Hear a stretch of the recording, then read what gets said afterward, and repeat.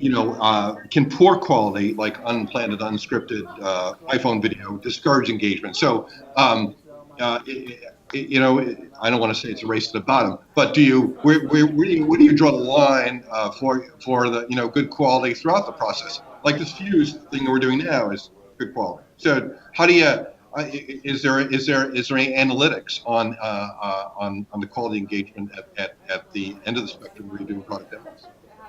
Yeah, I mean, we do sort of have a threshold in terms of the quality that we'll produce. I've seen situations where salespeople have gone rogue and kind of created things on their own. I know this is unique to us, right? Um, but I'm sure nobody at Vidyard's ever done that. And so I think, there are limitations. I tend to be a bit of an audio snob too, so I think even if your production quality video-wise is a little lower or you don't have fancy graphics, if you have poor audio quality, I think that's an immediate turnoff to a visitor. So we always kind of set the bar, at least on the audio side. And then, what we'll do is we'll just test, and length is another key factor too, right? Especially when you're trying to do product demo content. You want to make sure that it's short enough bite size that somebody can consume it and that we get, high engagement curves. And that's one of the, probably the piece of analytics that I look at most frequently in Vidyard is what does my engagement curve look like? Because if I've got a cliff after, minute and a half and I built a 3.5 minute video, that's a big problem. So, I think quality is a factor there as well as length and just the quality of the content, let alone the production value, can also factor into how engaged people get. And Tyler, from you deal with hundreds of companies. Do you have any general analytical trends that kind of support what Rob's saying on his specific product need?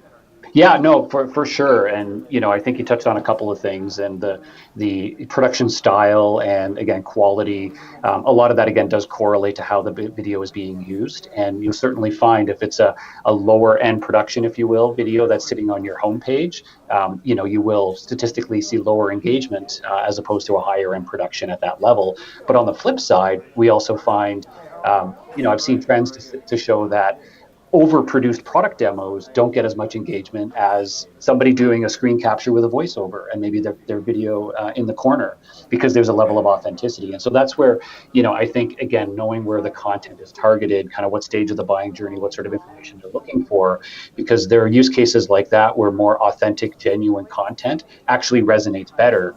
And I hate to say lower quality trumps, but there is a factor there that people want to see. Hey, these are real people talking real language, and they're not fluffing it up, and this is genuine content. So I think all those things reign true, and certainly length and those things you got to watch out for.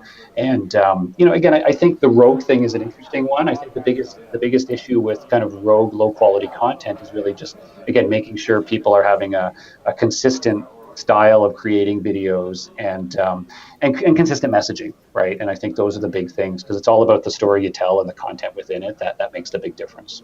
Cool. And just to go back to that, where is the high production most valuable? Where does it really drive engagement? Yeah, the things that we're seeing higher production tend to drive. There's more activity and more resulting engagement in things like product explainer videos is certainly a very popular one.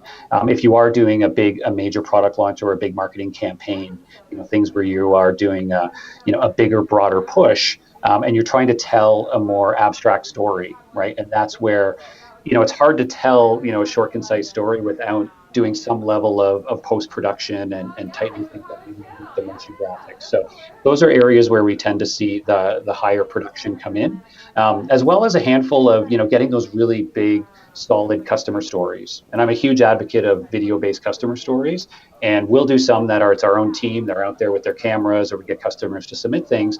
But we're always, trying to do at least, maybe one per quarter of a really good quality, high-end production that tells a bigger story, where part of the value of a partner is both, the actual production, but part of it is also the storytelling and asking the right questions and knowing sort of how to bring that together and giving an outsider in view on, how do we tell the story and bring it to life in a video as opposed to how we might write it in a blog.